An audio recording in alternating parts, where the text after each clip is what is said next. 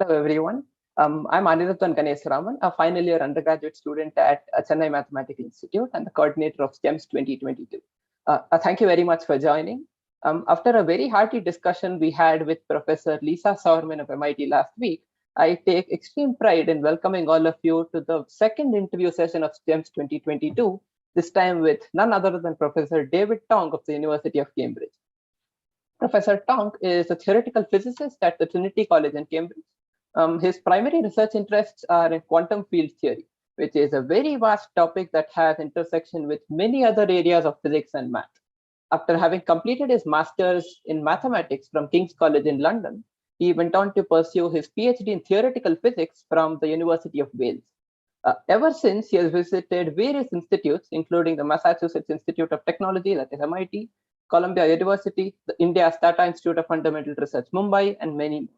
He's been bestowed with numerous awards, including 2004's Royal Society's University Research Fellowship, 2008 Adam Prize, 2017 Royal Society Wolfson Research Merit Award, 2018 Simons Investigator Award, and many, many more. He is extremely popular among the student community for his devout passion towards teaching and his meticulously written lecture notes. He's also a wonderful public speaker. And if you haven't seen his homepage already, you're definitely in for a treat. So without any further ado, let's begin. How are you, David?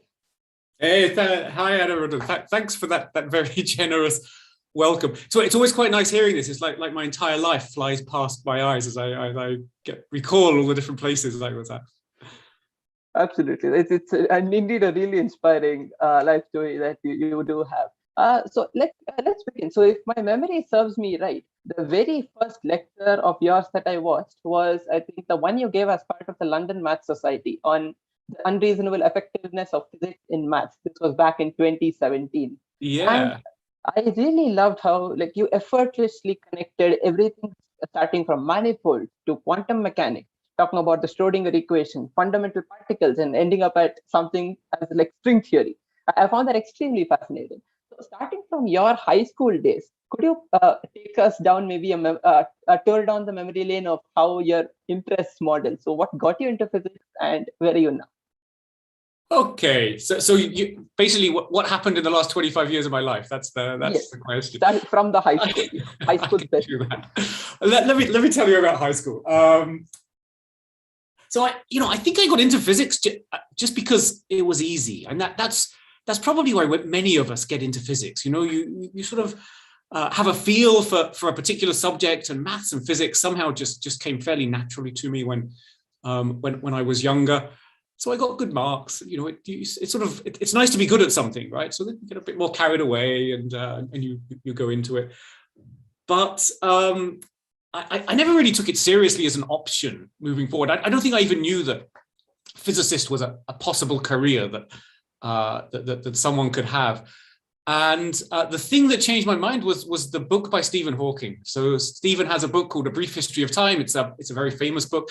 I got it for I think my 17th birthday, maybe my 16th birthday. I'm not entirely sure, but sometime like this. And I just thought it was amazing. I was learning all this stuff, quantum mechanics and black holes and Big Bang, and I didn't know any of this. And really, all of this was just eye-opening for me. So I think that's certainly the time I decided I wanted to do physics at university. And I don't know, and maybe the time I decided I wanted to be an actual physicist, although I'm not, I couldn't swear on that. But yeah, it was definitely Stephen's book which kickstarted me.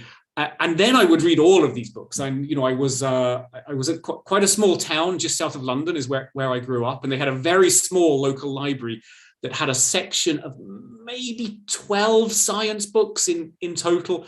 So I used to go to this library every week and take out a different book and read it. And so that's really how I got into physics was these really spectacular authors trying to spread the word about what physics was back in the very early 90s. Wow, okay. That really does explain how your research interests also is kind of very diverse. And so maybe could you talk a little bit about what your current area of research interest is? Yeah, so I work on something called quantum field theory. I'll tell you very briefly what quantum field theory is. So the key fact is that on the most fundamental level, the world is not made of particles. You know, we always try and explain physics in terms of finding the next layer, the new particles that live inside things. That's just not the way it is at the most fundamental level. It's not like what the Greeks thought 2,000 years ago. At the most fundamental level, everything is made of fields. These are fluid-like objects which are spread everywhere throughout space. A very familiar example is the electric and magnetic fields. At every single point in space, there's two vectors, one electric field and one magnetic field, and they oscillate in various ways, which gives rise to light.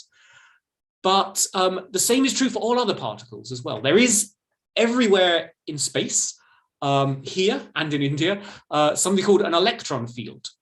And the particles that we call electrons inside our bodies are little ripples of this field. And the particles that we call protons and neutrons are ripples of quark fields, which also exist everywhere.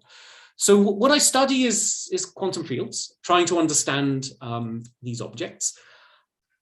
It's not easy. I think it's true to say that understanding quantum field theory, it's understanding mathematics that mathematicians haven't invented yet. So physicists have somehow pieced together a way to understand quantum fields, starting with the work of Richard Feynman back in the 1940s and 50s. But it's mathematics that mathematicians don't think makes sense. And in other words, it can't be made rigorous, it can't be put on a solid footing. So it's somehow mathematics which still lies in the future, and yet we're trying to use it and get a handle on it to understand what the universe looks like today.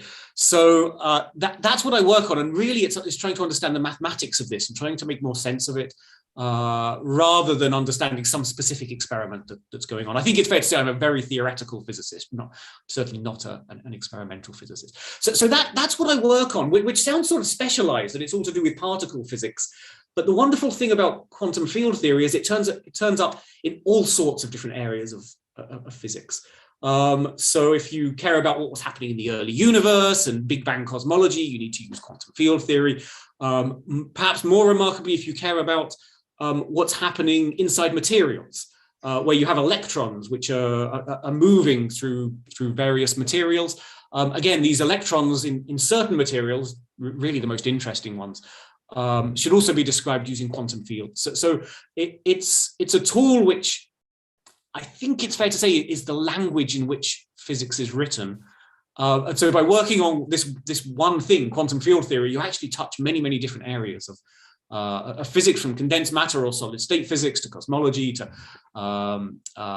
particle physics, and then on to more exotic things like string theory on the other end of the spectrum. Wow, that's really exciting field to work on, something that has intersections with almost any imaginable area of, say, math or physics. And I'm curious about you mentioned about string theory. So that's one thing. So we have a lecture coming up. So in a couple of weeks from now, Rajesh Gopakumar of ICTS will be giving an expository talk on string theory. Could you maybe give us a little bit about what we can expect to see? What is string theory all about, and maybe how does it connect with quantum field theory? Well, firstly, you can expect a spectacular lecture because it's Rajesh and he'll do a superb job. I'll give you a brief 2-minute summary of string theory, but the connection to quantum field theory is subtle. So I'll postpone that till afterwards. So here's my brief elevator pitch for string theory. It starts with a slightly daft premise. It starts with the idea that as you look smaller and smaller to smaller and smaller particles, at the end of the day, what you're going to find is a tiny little loop of string. And the premise that sort of is usually sold is that depending on the way the string oscillates, that same piece of string looks like a different particle. So if it oscillates one way, it looks like a photon, a particle of light. If it oscillates a different way, it looks like an electron. If it oscillates yet a different way, it looks like a graviton, which is a particle of space-time.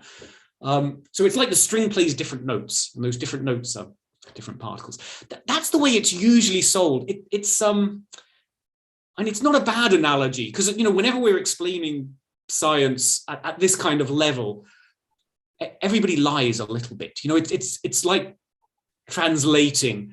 And, you know, if you try and translate Tagore into English, you're going to miss something. You know, I'm sure it can only be understood when read in the original Bengali. And the same is true with the laws of physics. If you try and translate it into everyday words rather than mathematics, you lose something. So I think here's a slightly better way of describing what string theory is. You try to write down an equation for a little loop of string. And it turns out to be remarkably hard. You want this equation to be consistent with certain laws of physics, special relativity and quantum mechanics in particular. So it turns out to be quite challenging to write down that equation. It took people maybe a decade in the 1970s to get to the end point. But when you succeed in doing it, what you find is that equation for a tiny little loop of string contains within it all the laws of physics that we've ever discovered in 400 years. Which means things like the Maxwell equations for electricity and magnetism, something called the Yang-Mills equations for the strong nuclear force and the weak nuclear force, the Dirac equation, which explains the matter around us, the quarks, the electrons, the neutrinos, the equation for the Higgs boson, and most importantly, Einstein's equations of gravity, Einstein's equations of general relativity. So they're all captured in this tiny little string. It's a remarkable fact. It's one of the most astonishing facts I know in physics, but it comes with baggage. The baggage is twofold. One, this same equation of the string predicts there should be extra dimensions in our universe. Never seen them. They must be hidden somewhere if string theory is correct. And the other piece of baggage is not just to do with string theory, it's to do with any attempt to try and combine quantum mechanics and general relativity, which is that the guts of the theory take place on such a small distance scale, 10 to the minus 35 meters, way beyond anything we've probed so far, that it's going to be very hard to test experimentally, which means I can't see it happening certainly not in my lifetime, probably not in your lifetime. I think it's challenging. So that's the baggage that it comes with. It's a very promising theory. But one that ultimately it's very hard to see how we're going to figure out if it's the right theory of our world. Wow. Okay, that was really that was really a fantastic connection, I think, which you highlighted here. And clearly, you're really very excited to talk about anything, but in particular quantum field theory and anything about physics. So, is there any specific topic that really excites you the most when you give a lecture?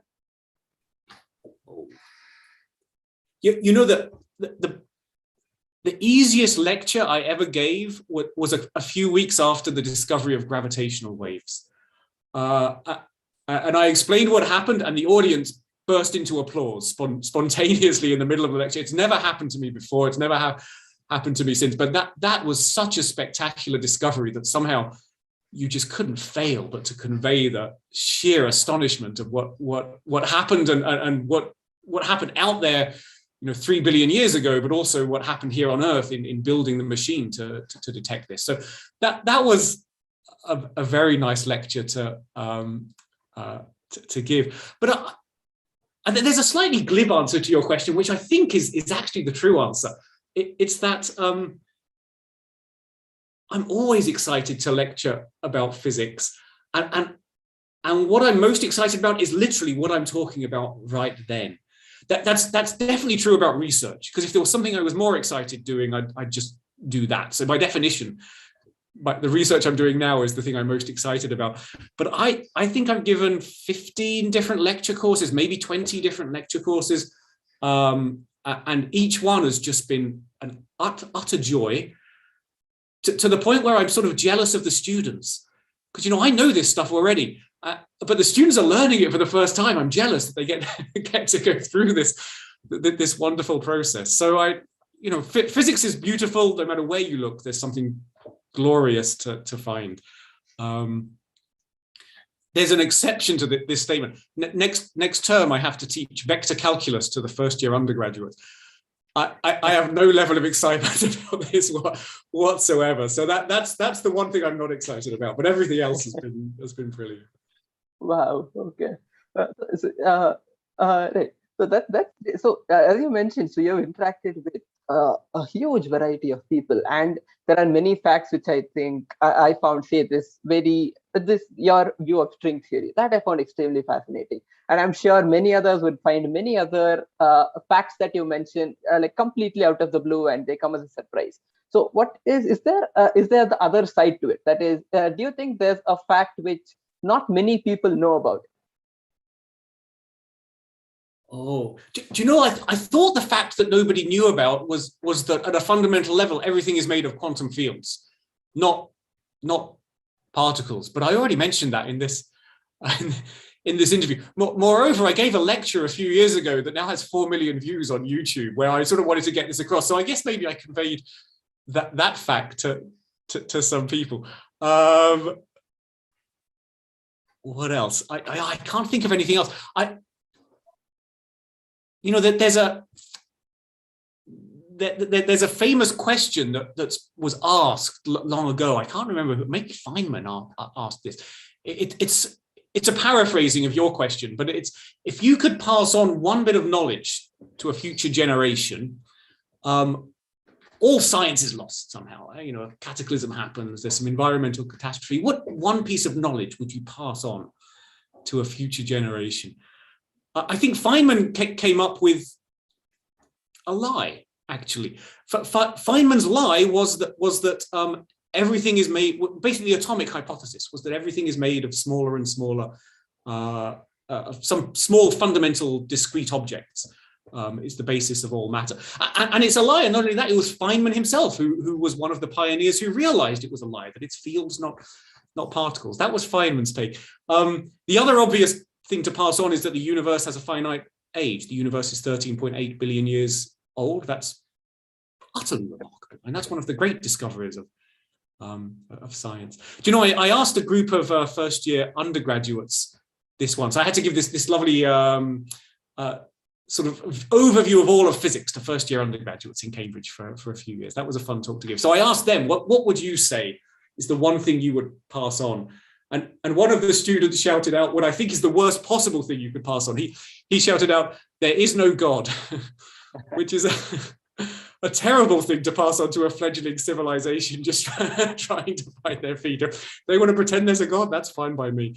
So that, yeah, I realize I haven't quite answered your question, but that sort of seems to be a similar. The age of the universe, yes. And there's a related question to this, since you're talking about the age of the universe. So how do you connect? So is there an interconnection between quantum field theory and cosmology? Yeah, so I realized that I dodged your earlier question. What's the relationship between quantum field theory and string theory? I didn't quite get that. So let me answer both of these. Cosmology is the easy one. So what to say? There's a beautiful animation of quantum fields. Actually, animation is the wrong word. It makes it sound like it's made up. It's not. It's a computer simulation of quantum fields. It's by a guy in Australia called Derek Lineweaver, and I probably pronounced his name wrong.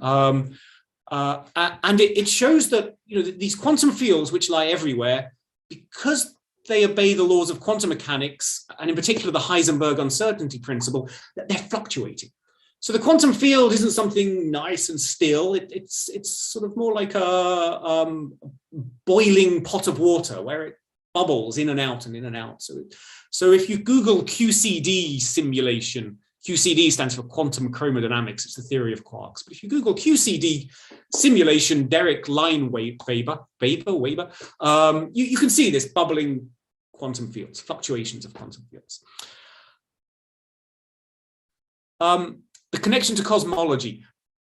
Starting in the 90s, actually, here's the most remarkable fact. I'm going to bounce around here. Here's the most remarkable fact I know about physics. We took a photograph of the Big Bang. That's amazing. That's amazing because it happened 13.8 billion years ago, but you can literally take a photograph of the Big Bang. We dress it up in the most ridiculous, pompous, technical sounding words. We call it the cosmic microwave background radiation, or CMB for short. But a much better way of saying it is that this is a photograph of the fireball that filled the universe 13.8 billion years ago, when the universe was much smaller and much hotter. the very fact you can take a photograph of something that hasn't existed for 13.8 billion years is amazing, but you know why. It's because when you look out in space, further and further away, you're looking back in time. When you look out at stars, you're not seeing the sun as it is now, but you're seeing it as it was 8 minutes ago. So you just need to look back 13.8 billion years ago, 13.8 billion light years away. I like how you preface it with just. It's not far. Well, okay, it's literally as far as you can go, but it's achievable. And this was first done in the 1960s by Penzias and Wilson using a radio antenna horn. But now we can build these satellites, the WMAP and Planck satellite, the most recent ones, to fly up. There are very sensitive microwave antennas, largely on the South Pole or in Argentina, that take photographs of this. And again, if you just Google CMB, cosmic microwave background, there'll be an image. And the image is sort of red and blue, and it looks like a fireball. The red bits are flickering hot and the blue bits are flickering cold. I'm sure many of you have seen this image. And it's utterly stunning that here's the fireball of the Big Bang. Here's an amazing fact. The picture of the QCD simulation bubbling away and the picture of the fireball are the same, because in the very first few fractions of a second after the Big Bang, quantum fields were fluctuating up and down, in particular something called an inflaton field, but also mixed with space-time itself, fluctuations of space and time, which is another quantum field. And it's those fluctuations of a quantum field which imprinted themselves on that cosmic fireball and led to the hot spots and to the cold spots. And you can take this data from the CMB, you can do a statistical analysis of where the hot and cold spots are, and you can see that the statistical fluctuations are exactly those expected of a quantum field in the first few fractions of a second after the universe began. This is all tied up with a theory known as inflation. Inflation is the idea that the universe expanded dramatically after the Big Bang. But yeah, so if you want some spectacular facts about physics, number one, we've taken a photograph of the Big Bang. Number two, that photograph is really a photograph of quantum fields happening right in the early days of early days in this case means about a billionth of a second after the Big Bang happened. So that these are amazing facts. These are reasons to be into physics. These are the things to be excited about. Oh, I think I'm certain that I'm speaking on behalf of everyone when I say that whatever I'm going to Google for the rest of the week is set with all you just said in the last 10 minutes. So that was amazing. And now changing gears a little bit.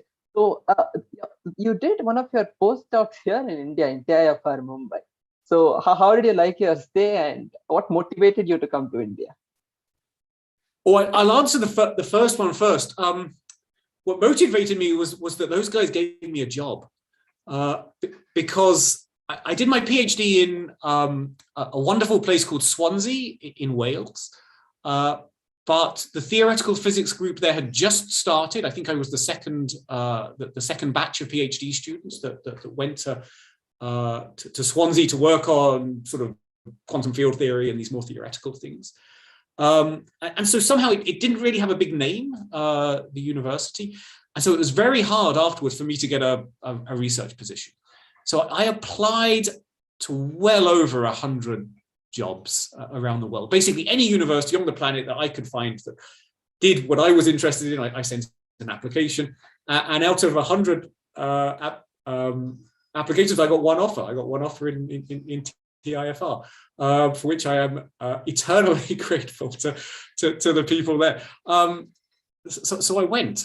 And I didn't really know anything about India. And I think anything I knew from reading some books. I'd gone through a phase just around applying of reading various Indian authors. So there's this massive book called A Suitable Boy by Vikram Seth, which somehow I'd fallen in love with. There's a Bengali author called Amitav Ghosh, if I got that name right. Yeah, so he's a spectacular storyteller and really just stories that grip you. So I had this love of in Western Indian literature, at least in Indian literature written in English, and maybe just a little sense of adventure. So I just got on a plane. I literally got on a plane and went to the following point, that I didn't tell them I was coming. I didn't book a hotel room. I didn't do anything. I got on a plane and I landed in Mumbai, and I had no idea. Well, I didn't even write down the address of the Tata of TIFR. I don't, I was an idiot back then. So the planes would land in Mumbai at 2 a.m, and Mumbai is a bit more exciting now at 2 a.m, but back in the 90s, the mid 90s, it shut down at 11. It was a ghost town after 11 o'clock. At least the people that were wandering around were not people you really wanted to meet. So I found some dubious hotel in Calabar, utterly terrified, curled up in my mosquito net. I've never been anywhere as interesting or as exciting as India before. So I was definitely scared. And then I spent the whole day trying to figure out where TIFR was. Wow. And of course, I didn't know to call it TIFR. If people know this, you go to Mumbai and you ask, where's the Tata Institute? No one's ever heard of the Tata Institute in Mumbai. Everybody knows TIFR, but no one told me to call it TIFR. So I spent a day out going around asking people where the Tata Institute was. No one had the slightest clue. But then to answer your second question, how did I like it? It was one of the greatest decisions I've ever made in my life. And it was just wonderful. Firstly, because as I'm sure you know, the physics is amazing, and the people there were brilliant and kind and engaged, and it was just a wonderful research environment to be involved in. But also just because I made so many friends. I've never laughed as much in my life as I have for that 1 year that I spent in India. So it was very special. I try to go back as often as possible. I'd love to go back once a year. In reality, it's probably once every 2 years. But the last place I was India. I'm 18 months ago, a little more than that. I spent New Year in Mumbai with some friends there, and then went on to Pune to see some more friends there. So no, I have a connection to India now because of this postdoc many years ago. But it's one I cherish, really cherish. Wow, that's great to hear. So we do hope to have you in CMI sometime in the near future, and hopefully for a lecture. Yeah, I'd love to. Yeah. Now that you mentioned Mumbai, I think I must ask, how did you like the food in Mumbai? And I saw zero thought a question. I loved it. Answer, I loved it. Indian food is the national cuisine of. Indian food is the national cuisine of England. And we have more Indian restaurants here than any other. But it's not the same, and it's not even close to being the same. There's a very sort of rich version of Indian food that we have here. But when I actually think of the food in Mumbai, and there were some amazing restaurants that I went to, and some really great restaurants that I couldn't afford of myself because I was on a tiny postdoc Indian salary, but occasionally people would treat me, and some really great Bengali fish restaurants. But all I really think of about food in Mumbai is the East and West canteen in TIFR, where you get that metal tray and they put the dal in one little thing, and I don't think anyone would claim it's good, but somehow I have very fond memories of it. And it's not because of the food, it's because of the company I had while I was eating the food. So my recollection of food in Mumbai is more it's more the cheap and slightly dubious food. There's one other place I have to shout out that there still is, I think, behind the Taj, there was a bar called Gokul. It's right next to, for people that know Mumbai, it's right next to this spectacular kebab stand called Badamia. But back in the day, Gokul was this seedy working man's bar. It's a bit fancier now. They've got plasma screen TVs and they show cricket all the time. But back then it was this seedy bar that did the best chicken tikka and dal fry and beer. So I have I have fond memories of everything to do with Mumbai, but yeah, the food especially. Wow. Okay. Well, and now moving to a slightly tricky question, I think, for you to answer. So, if not physics, then what? Oh, I'd be dead in the water if it wasn't for. I'm not good for anything else, other than physics. Yeah, I have no idea. Do you know, because I had this slightly unusual start to my career, Swansea, and then this job in TIFR, which I didn't appreciate just how good TIFR was when I got the offer, but that sort of certainly gave me a big kickstart. But then, you apply for 100 jobs, you get one, you sort of think that things aren't going to work out in physics. So I did have several years where I just assumed that I wouldn't be able to get a job in physics, and I was just doing research because I enjoyed it.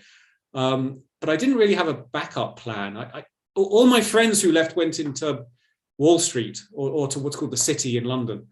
One of them just bought a house for £4.5 million. So maybe that was the right decision. But probably something like that would have been the backup, which is nice in some way, because you do physics because you love it, but somehow the escape route is something that at least is lucrative. It may be boring, but at least it's lucrative. So there's sort of always a nice safety net there if you're doing research in physics. Wow. Okay.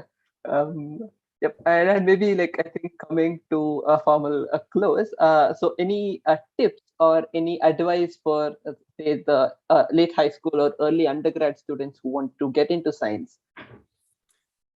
I think I'd repeat some of the things I've said already. One thing I didn't say is that when you're learning physics in school, and actually for the large part, for the first year or two in an undergraduate degree, it can be extraordinarily boring. What you want to learn is about the CMB and why this is really quantum fluctuations, or you want to learn about colliding black holes and how they make gravitational waves. But that's complicated stuff, and it comes only later, sort of the fourth year typically, or maybe the third year of an undergraduate degree. So there's a lot of grunge that you have to get through to get to the really exciting stuff. You have to learn vector calculus. You don't want to learn it, and I don't want to teach it, but you've got to do it. So you need something to get you through that.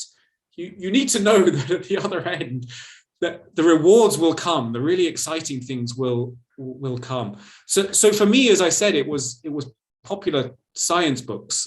Firstly, that pushed me to do an undergraduate degree in physics in the first place, but then throughout I was reading books by Roger Penrose. Right? The Emperor's New Mind is a spectacularly ambitious and probably completely wrong book, but it's utterly inspiring. And these days there's many more options. Sean Carroll and Brian Greene and others are writing really wonderful popular science books. So I think you need some inspiration to push yourself forward. So that would be my advice: is keep yourself inspired, because if it feels like drudgery, taking the div of a curl of some function over and over again, it's worth it. It's worth it in the long run. That's my advice. Wow. Okay. And I think I can help also the audience by saying, check out Professor David Tong's homepage, and you'll see a load of expository lectures and articles written there, which I think the first time I saw it, I absolutely fell in love with it. So do check that out. And I think at this wonderful juncture, we can call this session to a close. Thanks a lot, David, for this wonderful insight into your life and research. Starting from your high school days, it was all wonderfully articulated and narrated. And I'm certain that your journey has inspired many students and will continue to inspire many more. So thanks very much again, and have a great day. Thanks, Aniruddhan, for the opportunity. Really great to talk to you.